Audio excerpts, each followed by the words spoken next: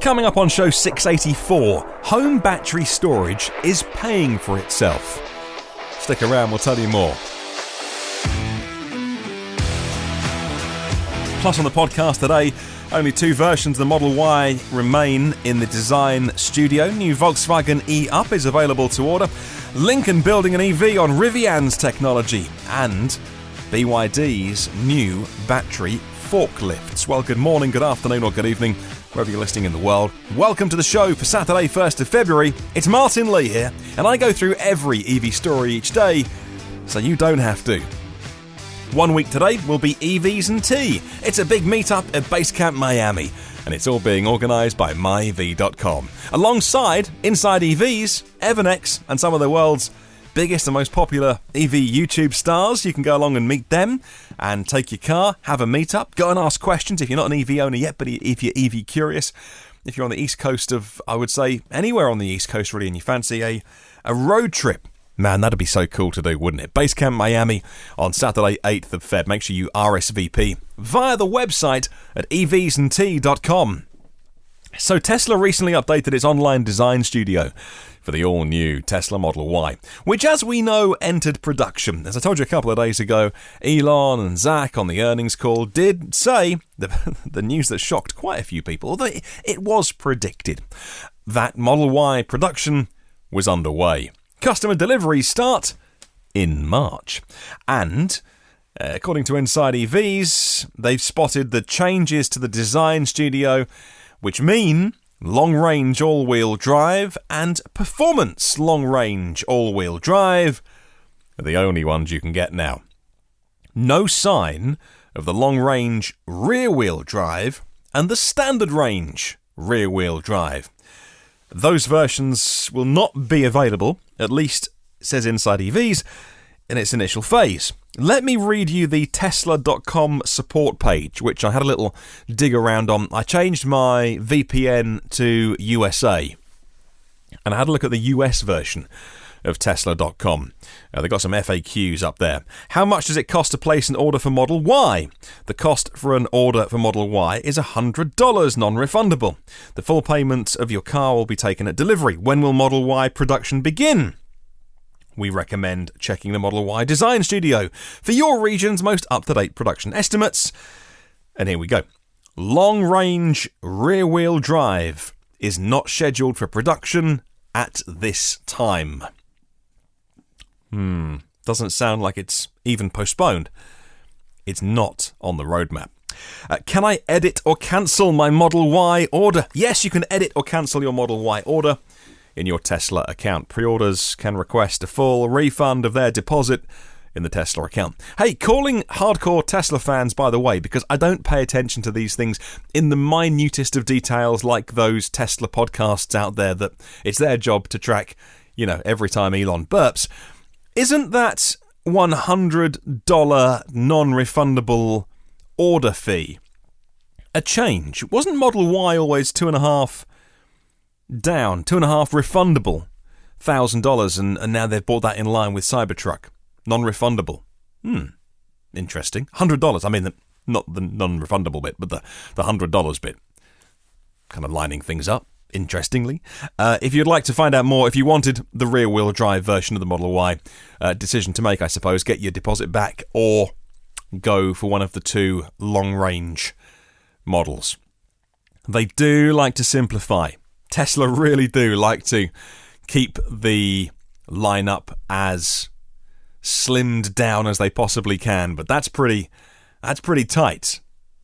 It's like, have any colour you like as long as it's black. Any one you like as long as it's a long-range one. Okay, I mean, look, I'm not in the market for one. I'd love to be. However, are you? Would you like a rear-wheel drive and you can't get one now? Give me your feedback and I'll pass it on to the listeners of the podcast. All right, moving on. And Volkswagen has opened up the order books for the revised e-Up, now featuring a range of 159 miles. The new version of the pure electric city car has a significant range increase compared to the original version of 83 miles, now doing 160 almost, primarily because of the new 32.2 kilowatt-hour battery, up from 18.7 kilowatt-hour, says Chris Lilly at Next Green Car, because of its place within the E-Up range, or the Up range, it's got some pretty nice equipment things, actually, like multifunction camera, lane assist, smartphone integration, heated seats, heated windscreen, climate, automatic wipers, cruise as standard. Prices start just under £20,000, including the plug-in car grant. Orders are taken now, and if you want to have a look at what the new E-Up is like, then check out Bjorn Neeland's videos, because he's been doing some long-range testing on the VW. Looks nice little city car. A great second car, I would say. And also, if you're in an urban area, a great first car. You can get plenty done and plenty of people in a car that small, even though it is pretty dinky.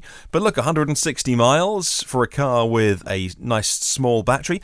Not a small price, 20 grand. Not a small price, but when you factor in things like the benefits of driving an EV in the cities, of being able to at least drive into some places in this country. Otherwise, we've got congestion charging zones, ultra-low emission charging zones. You can, if you live in London, save yourself a lot of money by driving an EV. Big news for Lincoln. The Lincoln Motor Company has confirmed it's developing an all-electric vehicle that will be powered by tech from Rivian, says The Verge. Lincoln's parent company, of course Ford, announced a $500 million investment in Rivian back in April last year, and said it would build an electric vehicle on the startup's platform. In other words, the battery, the motors, and the things that make an EV go before they start to add the styling on top. It was reported in the months following it would be a Lincoln SUV, but Ford's luxury marque had not confirmed any parts of those reports until today. And it indeed will be taking the skateboard from Rivian, from the tech they've got, and putting a Lincoln on top of it. Big news. Well, moving on to battery storage, and 4 years ago, Tesla installed its first ever Powerwall battery pack in the Australian household of one particular family, called the Fitzner family. They've just revealed how much of an impact the Powerwall is making, says Tech Radar. When combined with a solar panel system, Powerwall users can store excess energy generated by their solar and use it at times when the sun isn't shining, and they have so far, in 4 years, saved about just under $6,000 that's about $8,500 Aussie dollars on their electricity bill. They pay about 30 cents a day. Worth noting that they spent 16,000 Aussie dollars, that's just under 11 grand US dollars, to put in the battery, the solar, the hardware. Hasn't paid for itself completely, but it's a short payback. Solar getting much cheaper, as we heard. Oh no, I was going to say recently. It was over a year ago.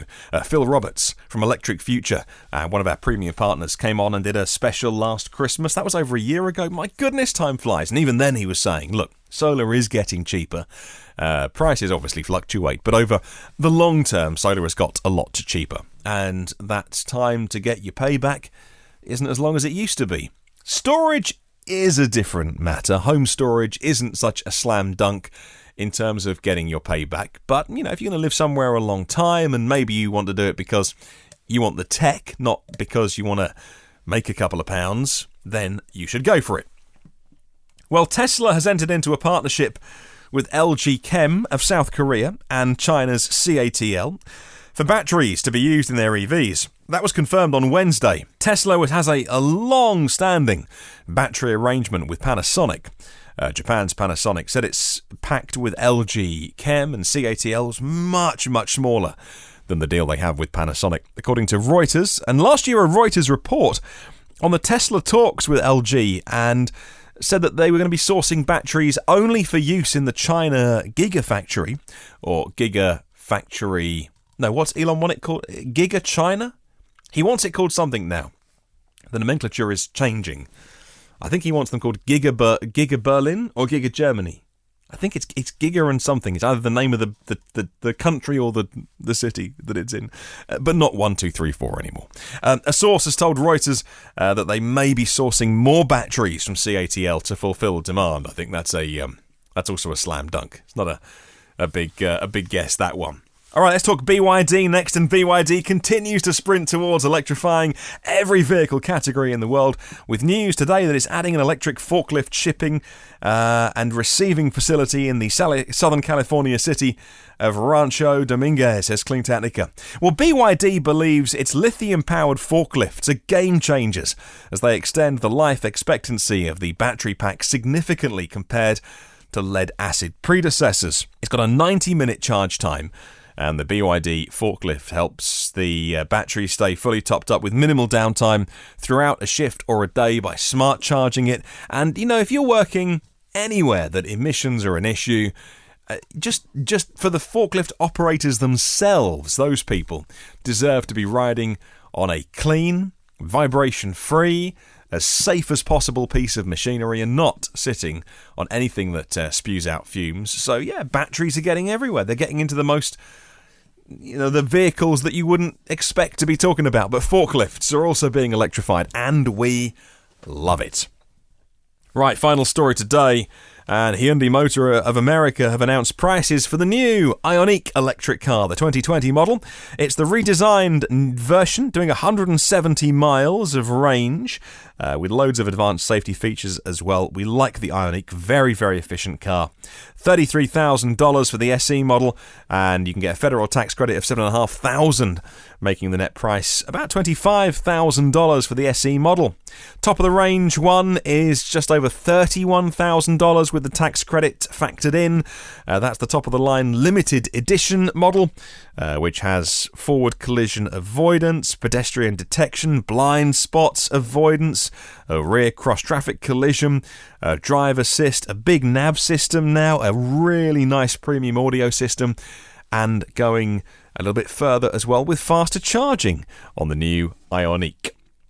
Okay, question of the week is always applicable, not just this week, but what can we do to make the podcast bigger and better, maybe more focused? Let me know your feedback. Email hello@evnewsdaily.com. 231 patrons of the show. They are on a website called Patreon. If you're new to it, you haven't heard of it, it's patreon.com/evnewsdaily, and it's a way of individual people, whatever level, whether it's $5 or $10 or more, basically it's one or two posh coffees a month, isn't it? You can support the work of people, artists, songwriters, podcasters, anything really on Patreon, but the work that we're doing here to spread the word about EVs, about clean tech, and to try and get more people as excited as you and I are about this. Thanks to our premium partners, Phil Roberts of Electric Future, Brad Crosby, thank you Brad, and Avid Technology.